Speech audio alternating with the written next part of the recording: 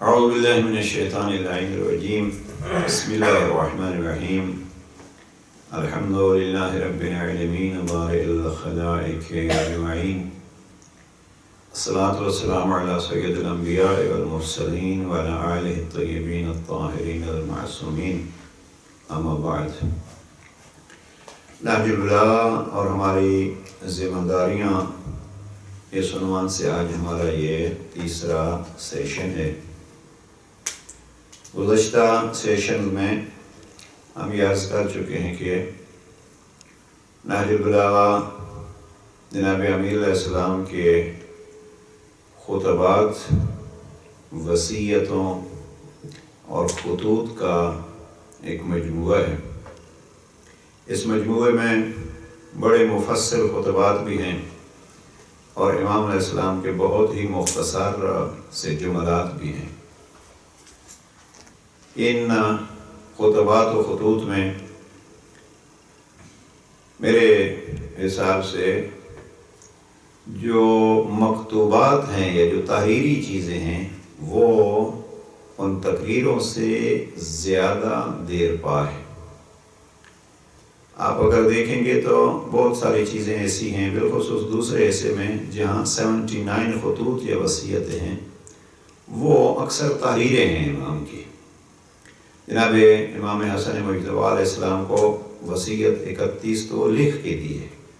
جناب مالک اشتر کے لیے جو خط تھا 53، بڑا مفصل خط، اور نہج البلاغہ کے خطوط میں سے سب سے زیادہ تفصیلی خط وہ لکھ کے دیے۔ اور بہت خوبصورت جملے ہیں جناب امام کے، وَمَنْ بَلَغَهُ کتابی، جس تک میری تحریر پہنچی اس کے لیے یہ نہج البلاغہ میری وصیت ہے۔ عرض کر چکے ہیں کہ ہم جب نہج البلاغہ کو ایک معصوم امام کا کلام مانتے ہیں تو جب ہم اس امام کی محبت کا دعویٰ کرتے ہیں تو ضروری یہ ہے کہ ہم دیکھیں کہ وہ امام ہم سے چاہتے کیا ہے۔ میں اس کو یوں کہتا ہوں کہ اگر ہم امام کو چاہتے ہیں تو ہم نے یہ ضرور دیکھنا پڑے گا کہ امام ہم سے کیا چاہتے ہیں، تب وہ بات جو ہے وہ بڑی آسان ہو جائے گی۔ اس لیے کہ ہم کچھ چاہتے ہوں، امام کچھ چاہتے ہوں۔ اب ایک بڑا عظیم جملہ ہے جناب امیر علیہ السلام کا، اور وہ یہ ہے کہ امام فرماتے ہیں اریدکم للہ، میں آپ کو اللہ کے لیے چاہتا ہوں۔ اب ہم بھی اگر امام کو اللہ کے لیے ہی چاہیں تو پھر اللہ ہی کی باتیں اور اللہ ہی کے دستور اور اللہ ہی کے قوانین ہم امام سے سیکھیں گے۔ تو ایک تو یہ ہے کہ امام کو ہم چاہتے ہیں تو امام کی چاہتوں کو پہچاننے کا، جاننے کا بہترین ذریعہ امام کا کلام ہے، نہج البلاغہ ہے کہ امام ہم سے کیا چاہتے ہیں۔ دوسری بات جو پہلے عرض کر چکا ہوں اور اس کو دہرا رہا ہوں، وہ یہ ہے کہ معصومین، ہمارا یہ عقیدہ ہے کہ ائمہ معصومین علیہ السلام کے قول و افعال میں کوئی تضاد نہیں ہوتا۔ جو پہلے امام کہتے ہیں وہی دوسرے کہتے ہیں، وہی تیسرے کہتے ہیں۔ زمانہ بدل سکتا ہے، افراد بدل سکتے ہیں، اس اعتبار سے انداز گفتگو بدل سکتا ہے، لیکن وہ جو مرکزی نقطہ ہے وہ ایک ہی ائمہ معصومین علیہ السلام کا ہوگا۔ اس سے ہم نتیجہ یہ عکس کر سکتے ہیں کہ یہ نہج البلاغہ گویا ائمہ معصومین علیہ السلام کی نمائندگی میں ایک تحریر یا ایک تقریری چیز ہمیں ملی ہے۔ لہٰذا ہم جب نہج البلاغہ لے کے بیٹھیں تو ہم اس پہلو کو مد نظر رکھنا ہے کہ گویا ہمارے دوسرے امام بھی یہی ہمیں کہہ رہے ہیں، تیسرے بھی یہی کہہ رہے ہیں، آخری امام بھی یہی کہہ رہے ہیں۔ اور جب بات آتی ہے آخری امام کی کہ امام جو ہیں وہ آخری امام، اور آج کل بہت ساری ابحاث اور یہ ہونی چاہیے، البتہ اس پہ بعض اوقات ہم فقط بحثوں کی حد تک ہی رہتے ہیں۔ ہماری ذمہ داریاں کیا ہیں؟ امام زمانہ اور ہماری ذمہ داریاں، امام زمانہ اور ہماری ذمہ داریاں، ساری زندگی ہم ذمہ داریاں ہی گنتے رہیں گے تو پھر ان ذمہ داریوں کو ادا کب کریں گے؟ میں تو اس چیز کا قائل ہوں کہ، اور بزرگان نے اس کو ورد کہا ہے۔ کل پرسوں کسی محفل میں تھے تو کسی بزرگ اور ایک اہل سنت عالم نے بڑا خوب جملہ کہا، اس نے کہا وظیفہ کیا ہے؟ ہم سمجھتے ہیں کہ وظیفہ یہ ہوتا ہے کہ کوئی ایسی بات جس سے ہمارے کام ہوتے رہیں۔ نہیں، وظیفہ حقیقت میں وہی ہوتا ہے کہ جو ہماری زندگی کا دستور العمل بن جائے، اور اس کو ورد کہا جاتا ہے۔ تو اسی حوالے سے ایک چیز لے لیجئے اور اس چیز کو پھر اپنی زندگیوں کا حصہ بنا لیجئے۔ کئی مثالیں میں پیش کر چکا ہوں قرآن مجید سے۔ مثلا اس اہل سنت عالم نے یہ ہفتہ وحدت کے حوالے سے ایک محفل میں تھے، تو انہوں نے اس چیز کی طرف جو وہ توجہ دلائی ہے کہ جناب پیغمبر اکرم کے پاس جو ایک اعرابی آتا ہے اور وہ کہتا ہے کہ مجھے قرآن سکھاؤ، اور ان کو قرآن کی ایک آیت سکھائی گئی، من یعمل مثقال ذرۃ خیرا یرہ، تو اس نے کہا کہ بس کافی ہے۔ اصحاب مسکرائے کہ اس نے سیکھا کیا ہے کہ اس کے لیے کافی ہے؟ تو پیغمبر اکرم نے اس کے مقابلے میں فرمایا کہ راجع فقیہا، یہ گہرائی سے دین کو جان چکا ہے۔ اب ہم بہت سارے چیزیں جو اس حوالے سے سنتے رہتے ہیں، بیان کرتے رہتے ہیں، عناوین دیتے رہتے ہیں، موضوعات پیش کرتے رہتے ہیں علماء کو کہ آپ اس پہ گفتگو کیجیے، اور ان میں سے ایک یہی ہے امام زمانہ اور ہماری ذمہ داریاں۔ اگر اس سے بھی میں اور قریب چلا جاؤں تو ائمہ معصومین علیہ السلام کا کوئی قول ان کی اپنی مرضی کا نہیں ہوتا، بلکہ وہ اللہ کی نمائندگی میں، جیسے جناب امیر المومنین نے نہج البلاغہ میں یہی فرمایا ہے کہ میں نے آپ کو ایسے موعظہ کیا ہے جیسے انبیاء اپنی امتوں کو کرتے رہے۔ اب جب انبیاء اپنی امتوں کو موعظہ کرتے ہیں تو انبیاء کا موعظہ کیا ہوتا ہے؟ سب سے بڑا موعظہ تو ان کا یہ ہے کہ اللہ کی طرف بلانا، اور دوسرا پھر اللہ کی طرف بلا کے کہتے کیا ہے؟ ان اعبدوا اللہ، اللہ کی عبادت کرو، بندگی، یعنی بندگی سکھانا انبیاء کا سلسلہ ہے، تو وہی ائمہ ہدیٰ کا بھی سلسلہ بندگی سکھانا ہے۔ تو اب امام زمانہ اور ہماری ذمہ داریوں کے عنوان سے لمبی چوڑی بحثیں کرنے اور کئی کی اس مفاہیم کو پیش کرتے رہنے میں زندگی گزارنے کے بجائے، ٹھیک ہے علم میں اضافہ ہوتا ہے، لیکن میں یہی عرض کروں گا کہ قرآن مجید سے ایک لے لیجئے جملہ، نہج البلاغہ سے ایک لے لیجئے، بلکہ ائمہ معصومین علیہ السلام کے سب ائمہ کے سامنے اگر اپنے آپ کو ہم غلامی کے انداز سے پیش کریں تو یہ جملہ بہت بلکہ آیت الہی ہے، قُلِ اعْمَلُوا فَسَيَرَى اللَّهُ عَمَلَكُمْ وَرَسُولُهُ، آپ جو جی چاہے آپ عمل کرو، اللہ بھی دیکھتے ہیں اور اللہ کا رسول بھی دیکھتے ہیں، اور مومنون، وہ مومنون بھی دیکھتے ہیں۔ اب ان مومنون میں معصوم امام کو ہمارے مفسرین نے کہا ہے۔ اب اگر ہمارا یہی عقیدہ ہو جائے، اور نہج البلاغہ میں جناب امیر علیہ السلام نے گزشتہ سیشن میں نے کہیں یہ جملہ عرض کیا تھا کہ اکبر الشاہد، جناب امیر علیہ السلام نے اللہ کے لیے یہ ایک صفت بیان کی ہے کہ اللہ سب سے بڑا گواہ ہے۔ اب اللہ سب سے بڑا گواہ ہے، تو اسی نہج البلاغہ میں جناب امیر علیہ السلام فرماتے ہیں میں آپ کے لیے قیامت کے دن گواہ ہوں گا۔ یعنی کسی کے حق میں گواہ کے دو قسم کے ہوتے ہیں، گواہ کبھی کسی کے حق میں گواہ ہوتا ہے، کبھی کسی کی مخالفت میں گواہ ہوتا ہے، دونوں کو شاہد کہتے ہیں، گواہ کہتے ہیں۔ اب ہم یہی دعا کرتے ہیں کہ جناب امیر علیہ السلام تو فرماتے ہیں میں گواہ ہوں، جیسے اللہ سبحانہ وتعالیٰ نے پیغمبر اکرم کے لیے قرآن مجید میں فرمایا شاہدن ومبشرن، وہاں شاہد کا ہے یعنی گواہ۔ تو اب دعا یہ ہونی چاہیے اور کوشش یہ ہونی چاہیے کہ ائمہ معصومین علیہ السلام ہمارے حق میں گواہی دینے والے ہوں، نہ کہ ہماری مخالفت میں گواہی دینے والے ہوں۔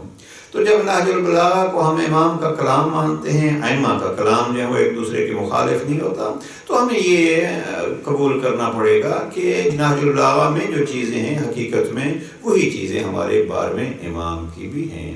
اب پلٹ کے آتے ہیں کہ امام جو ہے وہ امیر علیہ السلام اپنے اصحاب میں سے جناب حارث ہمدانی کو ایک تحریر دیتے ہیں جو نہج البلاغہ کے دوسرے حصے میں خطوط و وصیتوں میں نمبر 69 ہے۔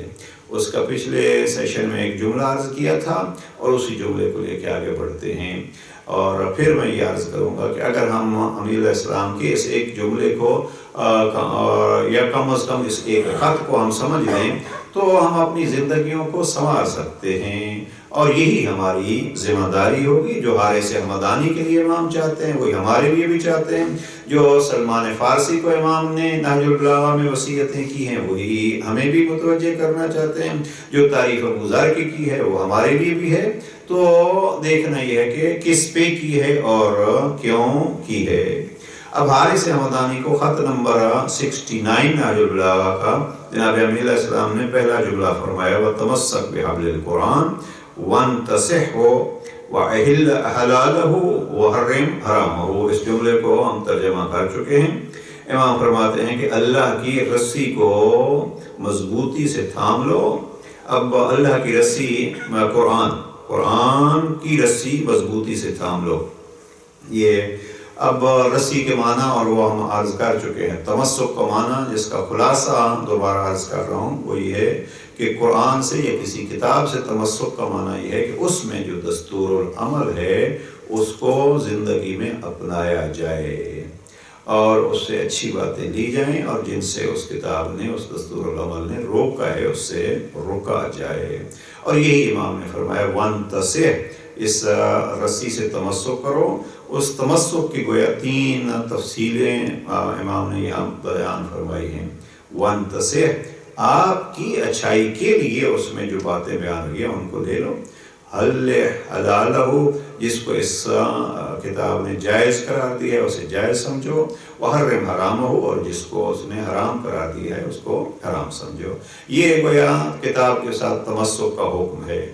اب جی تو یہ چاہتا ہے کہ اگر اسی ایک جملے پہ آدمی رکا رہے اور پھر دیکھے کہ قرآن مجید نے ہمارے لیے کس کو حلال قرار دیا ہے، قرآن مجید نے کس کو ہمارے لیے حرام قرار دیا ہے، یا یوں کہیے کہ قرآن مجید نے ہمارے لیے کون سی نصیحت بیان کی. اب اگر کون سی نصیحت بیان کی، چونکہ امام نے فرمایا وَانْتَصِحْ، قرآن مجید سے نصیحت حاصل کرو، تو یہ ہماری ذمہ داری ہے. نہج البلاغہ اور ہماری ذمہ داری، نہج البلاغہ کے حوالے سے ہماری ایک مہم ذمہ داری یہ ہوگی کہ اللہ کی کتاب کے ساتھ ہم تمسک کریں. اب نصیحتوں میں قرآن مجید کی یہ گزارش کروں گا کہ نصیحت کی جب بات آتی ہے تو یہ ایام مثلا ایام میلاد پیغمبر اکرم صلی اللہ علیہ وآلہ وسلم ہیں. جناب پیغمبر اکرم کو اللہ سبحانہ وتعالیٰ نے کیا نصیحتیں کی ان کو لے لیں. ایک جملہ آپ کی خدمت میں عرض کروں، اگرچہ ہے کسی خاص مورد کا، لیکن اس وقت ہمارے لیے عمومی نصیحت ہے. اور وہ ہے کیا ہے؟ قرآن مجید کا ارشاد ہے ادفع باللتی ہی احسن السیئۃ. عجیب آیت ہے. پیغمبر اکرم کو خطاب ہوتا ہے کہ اگر یہ لوگ، یہ سورہ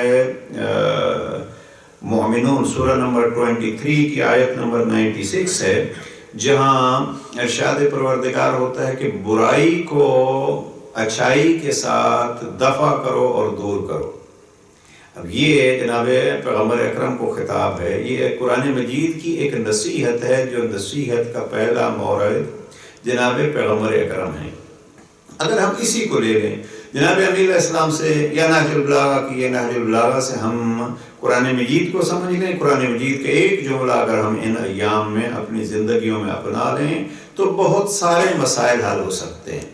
بلکہ یہی آیت تقریباً یہی مفہوم سورہ صف سورہ 41 کی ایک آیت میں بھی بیان ہوا ہے. اور وہاں آیت سورہ فصلت، اس میں ارشاد یہ ہے کہ آپ اگر برائی کو اچھائی سے رد کریں گے، ہمارے ہاں ایک عموماً جملہ کہا جاتا ہے اور وہ یہ ہے کہ اینٹ کا جواب پتھر.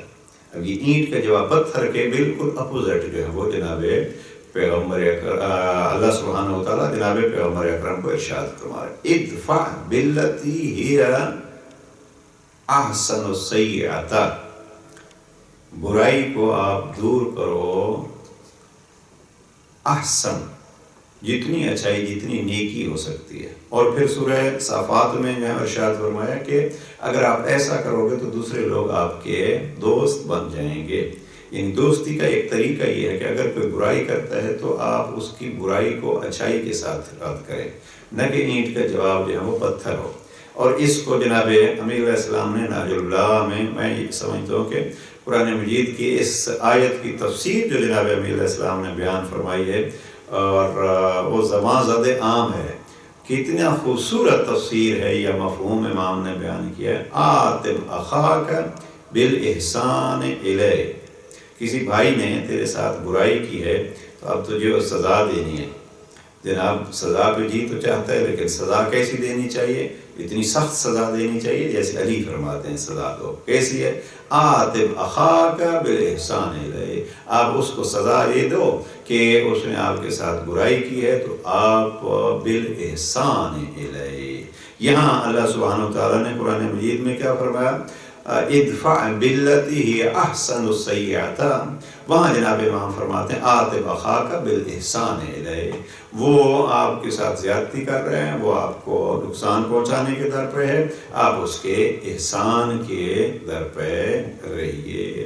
تو یہ اس کو ایک تو شرمساری بھی ہوگی، ایک اس کو سزا بھی ہوگی، اور آپ کا اپنا اندر اور اپنا باطن ظاہر ہوگا۔ اس نے اپنا باطن ظاہر کیا اور آپ نے اپنا باطن ظاہر کیا، اور ائمہ معصومین علیہ السلام کی ساری زندگی اسی کی گواہ ہے، خود پیغمبر اکرم کی زندگی اسی کی گواہ ہے کہ عاتب اخاک بالاحسان الیہ۔ تو یہ عرض کر رہا تھا کہ اگر ہم قرآن مجید سے تمسک کریں جو جناب امین علیہ السلام نے فرمایا ہے، اس کی نصیحتوں سے نصیحت لیں، اس کے حلال اور حرام کو، مثلا اگر ہم قرآن مجید کے ایک حلال اور ایک حرام کو لے لیں، حلال میں سے بھی پھر یہ ہے کہ کچھ ضروری ہوتے ہیں اور کچھ پہ گزارا چلتا ہے۔ اب مثلا قرآن مجید کے حرام میں سے سب سے زیادہ جو سخت الفاظ استعمال ہوئے میرے خیال میں وہ ہے کہ قرآن مجید نے غیبت کی بات کی ہے۔ کیا تم میں سے کوئی یہ چاہتا ہے کہ اپنے مردہ بھائی کا گوشت کھائے؟ یہ مردہ بھائی کا گوشت کھائے، یہ کیا ہے؟ غیبت۔ اب دیکھیے ہماری سوسائٹی میں اور ہمارے معاشرے میں جو اس کی کتنی اہمیت ہے۔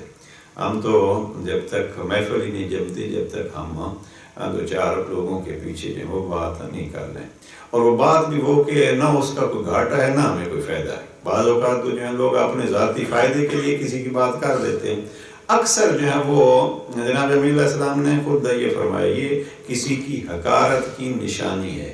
اپنے اندر کسی کو، اور آپ ذرا تجربہ کر کے دیکھیے گا کہ کسی کے اندر کی اگر حقارت ہے تو وہ غیبت کرے گا اس کی جس کو کچھ مقام اور کچھ ویلیو ملے۔ کبھی آپ کو جس بندے کو کوئی جانتا ہی نہیں ہے اس کی کبھی کوئی غیبت نہیں کرے گا کہ وہ ایسا ہے وہ ایسا ہے، ہمیشہ کسی ایسی شخص کے بارے میں دوسرے غیبت کریں گے جس کا ایک مقام ہے، اس کا ایک حیثیت ہے، شخصیت ہے۔ تو اس حوالے سے اس ایک حرام کو ہی ہم کوشش کریں جیسے جناب امیر نے فرمایا کہ حرم حرام ہو تو ہم پھر بھی اپنی زندگیاں بدل سکتے ہیں۔ تو یہ ایک قرآن مجید کے بارے میں تفصیل جناب امیر علیہ السلام نے 3 جملوں میں فرمائی کہ تمسک بحبل القرآن، اور پھر اس تمسک کی پہلی چیز کیا ہے کہ اس کی نصیحتوں سے نصیحت حاصل کرو، اس کے حلال کو حلال سمجھو، اس کے حرام کو حرام سمجھو، اور چوتھی چیز جو ہے وہ اس جملے کی وضاحت کے لیے جو جناب امیر علیہ السلام نے بیان فرمائی ہے اس کو آج بیان کرتے ہیں۔ وَصَدِّقْ بِمَا سَلَفَ مِنَ الْحَقِّ، اور گزشتہ حق کی باتوں جو گزر چکی ہیں گزشتہ زمانے میں، گزشتہ حق کی باتوں کی تصدیق کرو۔ اور اب یہ گزشتہ حق کی باتوں کی تصدیق کرو، اب یہاں حق سے مراد کیا ہے؟ یعنی حق سے مراد خود قرآن مجید کو لیا گیا ہے۔ قرآن مجید میں جو گزشتوں کی باتیں ہیں وہ یقیناً حق ہے۔ قرآن مجید نے خود پیغمبر اکرم کے لیے کہا ہے کہ ہم نے آپ کے لیے قصص الحق بیان کیے، یعنی جو کچھ بیان ہم نے کیا ہے۔ حق سے مراد ہم جو اردو میں معنی کرتے ہیں تو ایک ہوتا ہے حق اور ایک ہوتا ہے باطل۔ اب قرآن یہاں مراد وہ نہیں ہے کہ حق کی باتیں فقط ہیں، یہاں مراد یہ ہے کہ سچی باتیں، حقیقی باتیں جو قرآن مجید میں بیان ہوئی ہیں ان کی تصدیق کرو۔ اور ان کی تصدیق کے لیے جناب امیر علیہ السلام نے جو لفظ استعمال کیے وَصَدِّقْ بِمَا سَلَفَ مِنَ الْحَقِّ، بعض شارحین نے بڑا اچھا جملہ کہا ہے کہ فقط آپ یہ نہیں کہو کہ اللہ کی ذات نے جو قرآن مجید میں بیان کیا ہے وہ سچ ہے، وہ تو سچ ہے، لیکن آپ اس کی تصدیق کیسے کریں گے؟ تصدیق تب ہوگی جب آپ اس حق سے سبق سیکھتے ہوئے اپنی عملی زندگی میں اس کو اپنائیں گے۔ اب 2 چیزیں یہاں ذرا متوجہ رہیے کہ پہلی یہ ہے کہ حق سے مراد یہاں ہے کہ قرآن مجید میں جو فرعون کا تذکرہ آیا ہے، فرعون کیسے ڈوبا ہے، کیسے غرق ہوا ہے، یا مثلا فرعون نے جناب موسیٰ کو کیا اذیتیں پہنچائی ہیں، خاندان بنی اسرائیل کو کیا تکلیفیں دی ہیں، یہ باتیں تو کوئی وہ نہیں ہے کہ کوئی اچھی باتیں ہیں، یہ اس کے فرعون کی برائی کی باتیں ہیں، لیکن چونکہ قرآن مجید کا قصہ ہے لہذا یہ قصہ حق ہے۔ یا جناب یوسف کے بھائیوں نے جناب یوسف سے کیا کیا برائیاں کی ہیں، اللہ نے اس کو بیان کیا اور اس کو کہا قصص حق ہے۔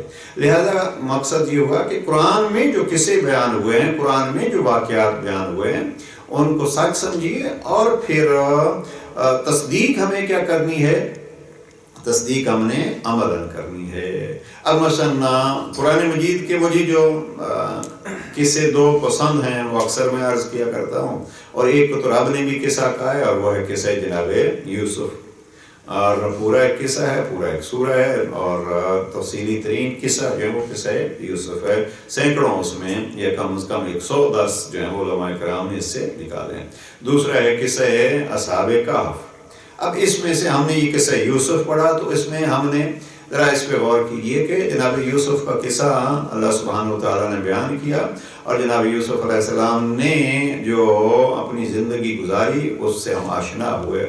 اب اس قصے کو ایک تو یہ ہے کہ ہم نے مان لیا کہ یہ قصہ حق ہے جو کہ قرآن مجید میں موجود ہے، دوسرا یہ کہ ہمیں اس کی تصدیق کیسے کرنی ہے، وہ چیزیں جو اس واقعے یوسف میں بری ہیں ان کو ہمیں چھوڑنا ہے، اور جو اچھی ہیں ان کو ہمیں اپنانا ہے۔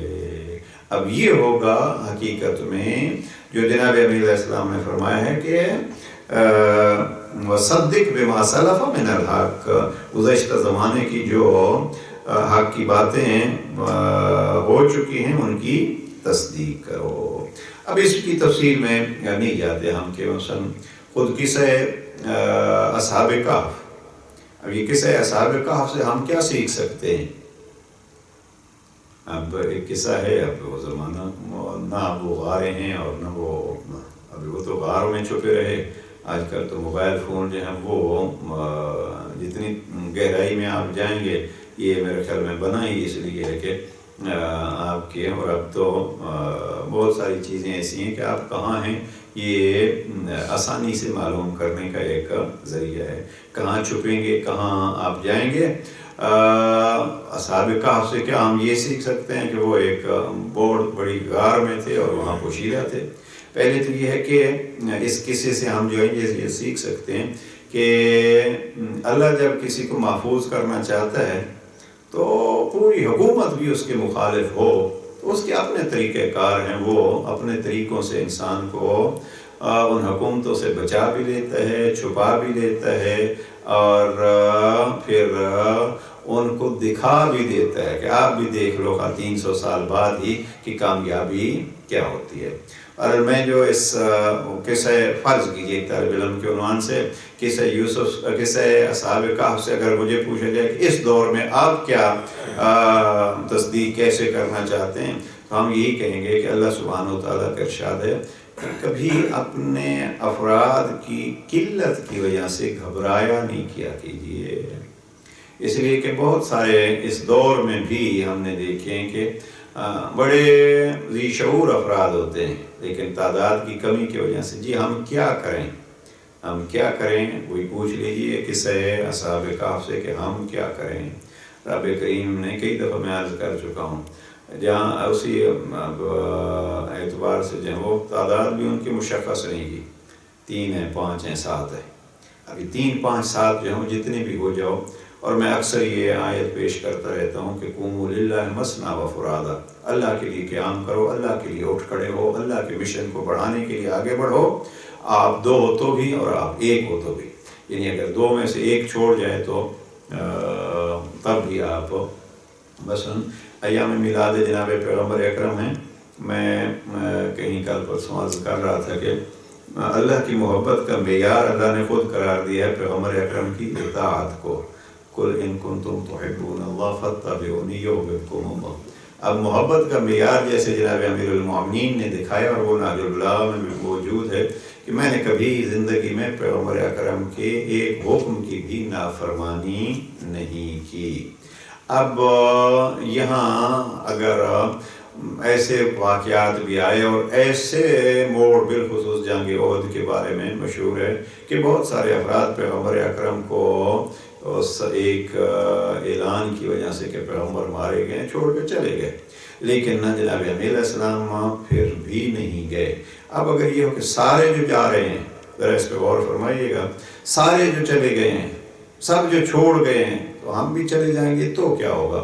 بلکہ بعض جگہوں پہ یہ سوال بھی ہمارے ایک مرحوم خطیب بڑا جملہ فرمایا کرتے تھے کہ اللہ بری کے رحمت فرمائے، وہ کہتے تھے کہ جناب امیر علیہ السلام سے بھی آخری بندہ جو جانے لگا تو اس نے پوچھا یا علی آپ نہیں جا رہے؟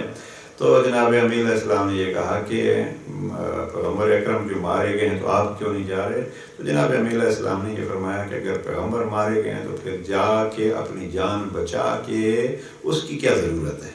یعنی میں جو چیز عرض کرنا چاہتا ہوں، قرآن مجید کے واقعات سے ہم نے جو درس لینے ہیں وہ مثلا اصحاب کہف سے آپ یہی درس لے لیں کہ قلت افراد سے گھبرائیے مت، حکومتوں کی مخالفت سے گھبرائیے مت، اور رب پہ رکھیے تو وہ رب جو ہے وہ 3 افراد کو بھی اس انداز میں کامیابیاں دکھاتا ہے کہ پورا زمانہ اور پورا علاقہ جو ہے وہ ان کا ہم فکر ہو جاتا ہے۔ شاید اللہ نے سلایا ہی اس لیے تھا کہ آپ یہاں آرام کرو اور پھر دیکھ لو کہ میں اللہ کیسے کام کرتا ہوں۔ اور یہاں قوموا للہ مثنی و فرادا، یہاں جناب امیر علیہ السلام کا کسی وقت انشاءاللہ عرض کروں گا۔ جناب عقیل، جناب امیر علیہ السلام نے وہ کوفہ میں ہیں، جناب عقیل حج پہ جاتے ہیں اور دیکھتے ہیں اور سنتے ہیں جہاں بھی لوگوں کو چند افراد ہیں، اور یہ مظلومیت امیر المومنین کی عجیب داستان ہے کہ جناب عقیل سنتے ہیں جہاں بھی تو کہ جناب امیر علیہ السلام کے خلاف لوگ بول رہے ہیں۔ جناب عقیل نے خط لکھا کہ یا علی بہت سارے لوگ آپ کی مخالفت کر رہے ہیں۔ جناب امیر المومنین نے بھائی کو جواب دیا کہ میں حق کو دیکھتا ہوں، لوگوں کی قلت اور کثرت مجھے متاثر نہیں کرتی۔ پھر وضاحت کی نہج اللہ میں جناب امیر علیہ السلام نے اس خط میں کہ لوگ چھوڑ جائیں تو میں گھبراتا نہیں، لوگوں کا میرے گرد جم گھٹا ہو جائے تو میں اس پہ اکڑتا اور تکبر نہیں کرتا، اس لیے کہ بھروسہ اور توکل جو ہے وہ اللہ کی ذات پہ ہے۔ اب اس چیز کو مد نظر رکھتے ہوئے اگر ہم جناب امیر علیہ السلام کے کلام میں ذمہ داریوں کو دیکھنا چاہیں تو قرآن مجید کے متعلق جناب امیر علیہ السلام نے یہ ذمہ داری ہمارے واضح فرما دی کہ قرآن کے جو قصے ہیں ان سے اپنی زندگی کو سنوارنے کے لیے اصول لے لیجئے۔ اب آپ غور کیجئے قرآن مجید میں، میں اگر بھول نہیں رہا تو آغا محسن قراتی نے ان کو شمار کیا ہے کہ ظاہراً 129 قصے قرآن مجید میں موجود ہیں۔ بہرحال اسی 100 سے اوپر کا نمبر ہے، ظاہراً یہی 129 واقعات قصص جو ہیں وہ کوئی مختصر اور کوئی مفصل۔ تو یہاں جناب امیر علیہ السلام جب فرماتے ہیں کہ قرآن مجید کے جو واقعات ہیں ان واقعات سے صدق بما سلف من الحق، تو یہاں شارحین ناج اللہ کہتے ہیں کہ جناب حارث حمدانی کو یہ پہلا ایک فرمان ہے۔ دوسری چیز جو جناب امام نے قرآن مجید کے بعد بیان فرمائی ہے، وہاں دنیا کو امام نے مد نظر رکھا ہے، اور وہاں امام فرماتے ہیں وَاعْتَبِرْ بِمَا مَضَى مِنَ الدُّنْيَا مَا بَقِيَ مِنْهَا، یہ عمومی وہ قرآن مجید سے تھا، آپ اس کو یہ کہیے کہ یہ آپ دنیا کے ہر قدم سے آپ دیکھ سکتے ہیں۔ اور امام فرماتے ہیں، مفتی جعفر حسین مرحوم کا ترجمہ دور عالم پروردگار بری کی رحمت فرمائے، اور گزری ہوئی دنیا سے باقی دنیا کے بارے میں عبرت حاصل کرو، گزری ہوئی دنیا سے باقی رہنے والی دنیا میں عبرت حاصل کرو۔ اب یہاں دنیا کو مد نظر رکھا، ایک تو ہے قرآن مجید میں قصے ہیں، ایک قصے ایسے ہیں آپ ان کو قرآن مجید کی چونکہ الگ ذکر ہو چکا ہے تو یہاں شارحین کہتے ہیں کہ یہاں قرآن مجید والے قصے مراد نہیں ہیں، یہاں قصے وہ مراد ہیں کہ آپ اس دنیا سے آئندہ یا گزری ہوئی دنیا سے آئندہ دنیا کے لیے عبرت حاصل کرو، وہ چیزیں جو آپ کے سامنے ہیں، آپ کے آباء و اجداد نے دیکھی ہیں، آپ کی آنکھوں نے دیکھی ہیں دنیا میں، ان دنیاوی چیزوں سے جو گزر چکی ہیں وہ آپ کے لیے ایک درس ہونے چاہیے، اور ان سے آپ اپنی آئندہ کی دنیا کو بطور عبرت سیکھو۔ اب مثلا ہمارے سامنے جو اس میں دو قسم کے، ایک تو افراد جو ہم نے دیکھے ہیں اور ایک جو کھنڈرات ہیں وہ ہمارے سامنے بول رہے ہیں۔ بلکہ جناب امین علیہ السلام کا ایک بہت پیارا جملہ جو مجھے بہت پسند ہے، سینکڑوں دفعہ اس کو نقل کر چکا ہوں، وہ یہ ہے کہ قبروں میں سوئے ہوئے افراد کو جناب امین علیہ السلام ایک قسم کے جگاتے ہیں، باتیں کرتے ہیں ان سے، یعنی قبرستان ایک عبرت کا ذریعہ بن جاتا ہے، اور یہی ہے کہ گزشتہ دنیا سے آئندہ دنیا کے لیے آپ عبرت حاصل کرو۔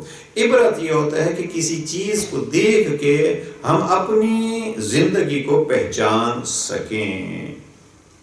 اب یہاں یہ امام برگاہ ہیں اور یہ مراکز اور یہ ایسے عمارتیں بھی ہمارے لیے عبرت ہوتی ہیں۔ اب اگر اسی عمارت کو دیکھیے، اللہ سبحانہ وتعالیٰ ہمارے اس امام بارگاہ کو اور آباد فرمائے، اور اس کو آپ دیکھیے، کیا اس سے بھی ہم کچھ عبرت لے سکتے ہیں؟ یہ خود ہمارے لیے عبرت ہے کہ ایک زمانہ ایسے بھی آ گیا ہے کہ دنیا کا مذاہب میں سے اپنے آپ کو بڑا مذہب کہنے والے جو ہیں وہ اپنے مذہبی مقامات کو بیچ رہے ہیں۔ یہ جو چرچ بک رہے ہیں اور یہ جو خالی ہو رہے ہیں، آپ اپنے مثلا پیٹر برو کا چرچ دیکھیے۔ میں اس دن گیا تو مجھے خود تعجب ہوا، میں اس پہلو سے کبھی نہیں دیکھا تھا۔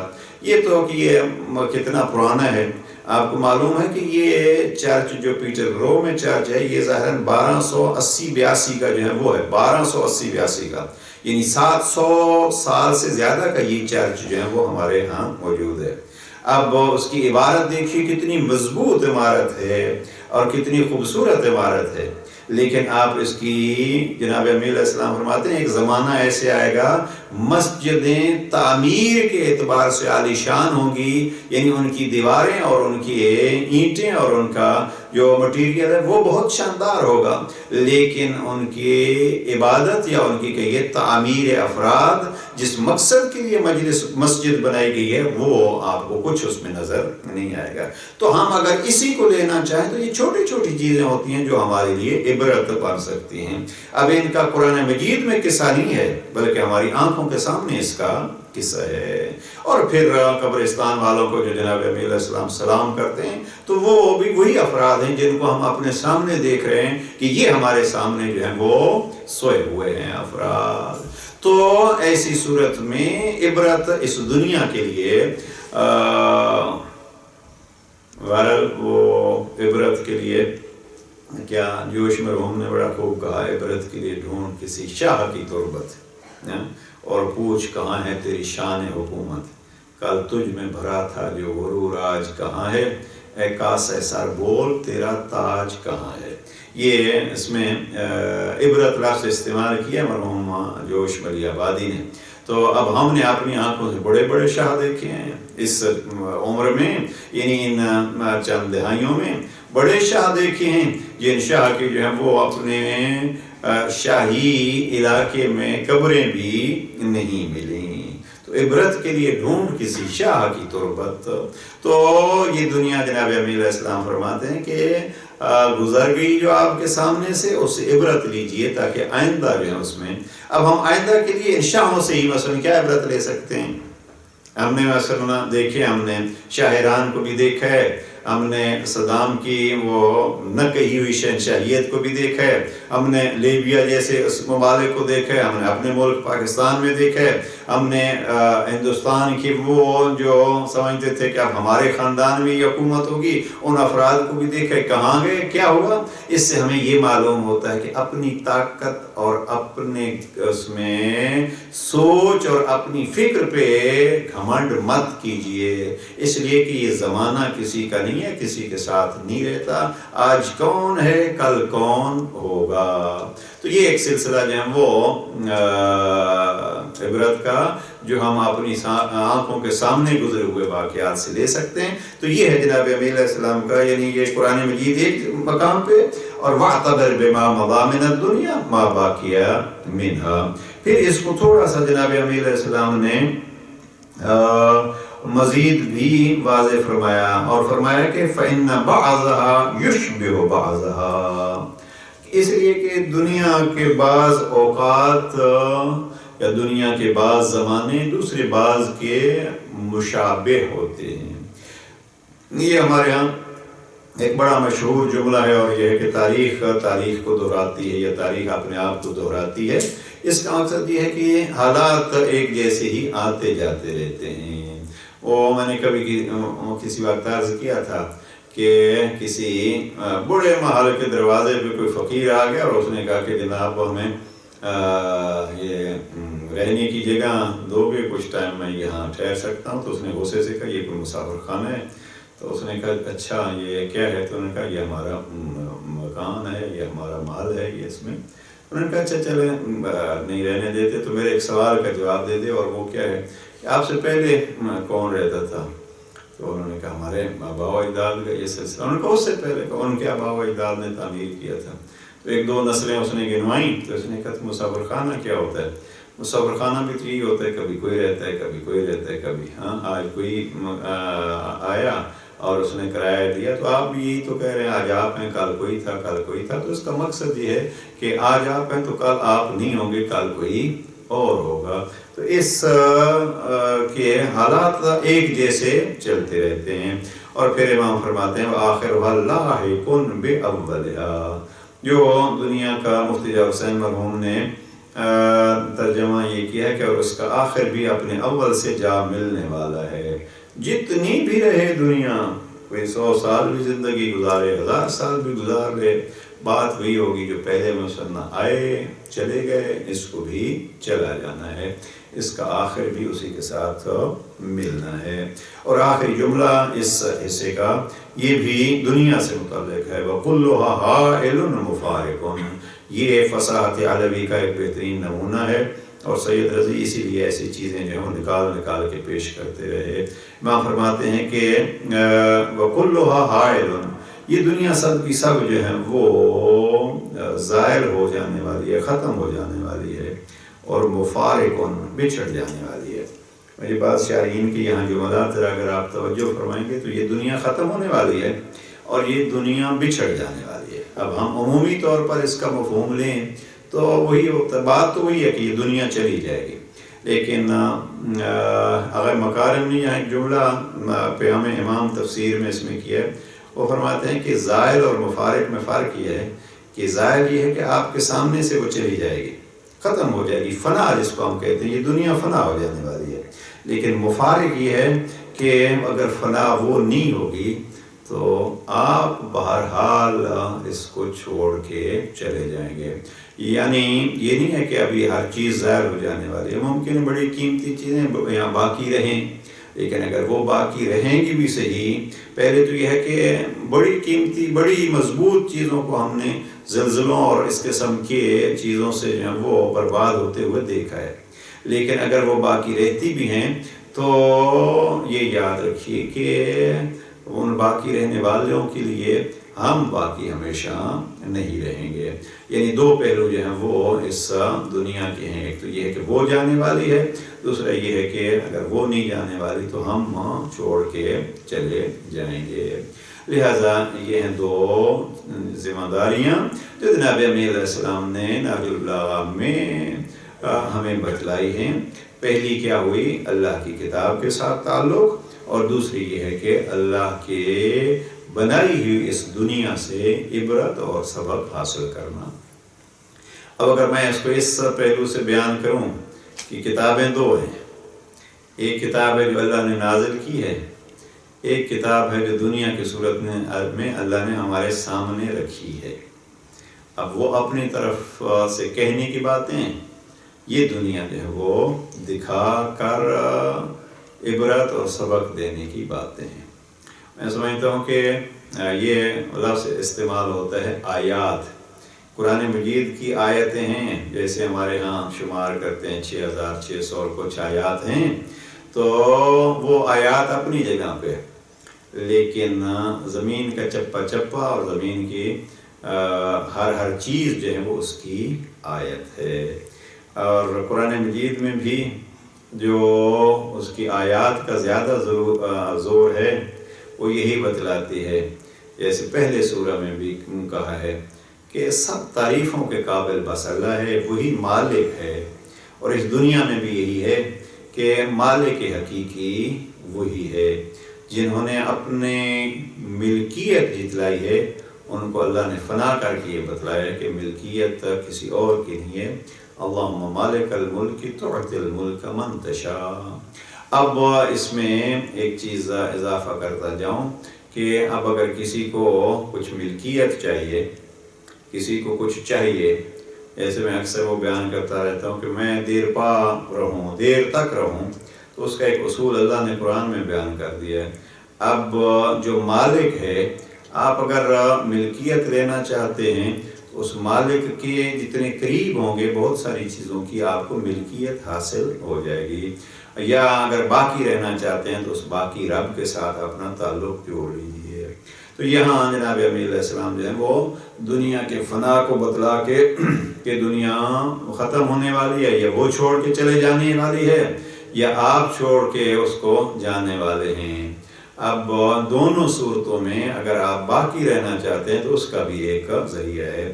ما عندکم فان وما عند اللہ باق، جو آپ اپنے پاس رکھیں گے وہ فنا ہو جائے گا، اور جو آپ اللہ کے حوالے کر دیں گے وہ باقی ہوگا۔ اسی طریقے پہ اگر ہم ملکیت حاصل کرنا چاہتے ہیں تو ملکیت کا بھی یہ ہے کہ وہ جو مالک ہے اس نے یہی فرمایا مالک الملک تعطی الملک من تشاء، وہ ملک کا مالک وہی ہے، یعنی ملکیت حقیقی اسی کی ہے۔ اور کبھی کبھی وہ خود قرآن مجید میں فرماتا ہے لمن الملک اليوم، آج کے دن ملکیت کس کی ہے؟ اب تو ہم اپنی اپنی ملکیت گنواتے رہتے ہیں، لیکن قیامت کے دن جو ہے وہ پوچھے گا آج ملکیت کس کی ہے، تو اس دن ملکیت حقیقی بس اسی کی ہوگی۔ اس لیے سورہ حمد میں بھی اس نے کہا مالک یوم الدین، یعنی اس وقت کوئی اور دعویٰ بھی نہیں کر سکے گا نہیں میری بھی ملکیت ہے۔ اب تو ہم چھوٹی چھوٹی چیزوں کی یہ اینک میری ملکیت ہے، اور یہ کتاب میری ملکیت ہے، اور یہ کیمرہ میری ملکیت ہے، اور یہ مائک میری ملکیت ہے، بہت ساری چیزوں کے ہم مالک ہیں، لیکن اس وقت جو ملکیت کس کے لیے ہوگی؟ فقط اور فقط اللہ کے لیے۔ اس لیے اس ملکیت کا جو سلسلہ ہے، اگر کچھ ملکیت حاصل کرنی ہے تو اس مالک کے قرب سے ہی حاصل ہو سکتی ہے۔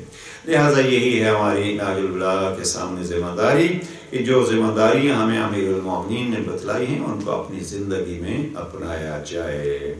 اور عزیزان برادران، کوشش ہماری یہ ہونی چاہیے کہ جب ہمیں کچھ اللہ نے توفیق دی ہے کہ ہم کلام امیر المومنین کا ایک جملہ سمجھ لیں، تو اس ایک جملے کے سمجھنے کی ذرا آخری جملات عرض کر رہا ہوں، اور اس پہ غور فرمائیے گا، کیونکہ ہمارا یہ پروگرام جو ہے الحمدللہ دور دور تک ہدایت چینل کے ذریعے سے اور باقی چینلز کے ذریعے سے جاتا ہے، تو جہاں تک یہ پیغام پہنچتا ہے بس اتنا عرض کروں کہ اگر اللہ نے ہمیں توفیق دی ہے کہ ہم ایک جملہ نہج البلاغہ کا سمجھ لیں، تو اس توفیق الہی کے شکریہ کا طریقہ یہ ہے کہ ہم کم از کم ایک بندے کو تو وہ جملہ سمجھا دیں جو ہم سمجھے ہیں، یہ اس کا شکرانہ ہوگا، اور رب کا وعدہ ہے جب ہم شکر ادا کریں گے تو وہ خود اس میں اضافہ کرے گا۔ اب علی امیر المومنین کے ایک ایک جملہ جب ایک ایک آدمی جو ہے وہ آگے بڑھانا چاہے تو یقیناً سینکڑوں ہزاروں آدمیوں تک فرمان جناب امیر المومنین پہنچ سکتا ہے۔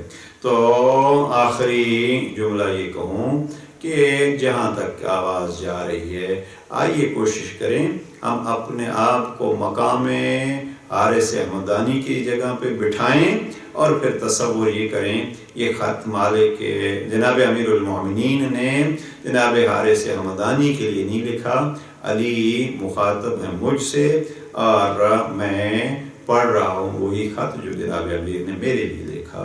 اب میرے لیے لکھا ہے تو کیا لکھا ہے؟ وہی چیزیں جو اس خط میں 40 کے عدد میں امام نے بیان کی ہیں، وہ یہ ہر چیز پھر میرے لیے ہی ہوگی۔ اور یہ سمجھنا حقیقت میں ایک مختصر سی ذمہ داری ناج اللہ کے سامنے ادا ہو جائے گی۔ پروردگار سب کو توفیق عطا فرمائے کہ یہ سلسلہ، یہ کاروان، یہ کلام امیر المومنین جو ہی پھیلتا رہے۔ السلام علیکم ورحمۃ اللہ وبرکاتہ۔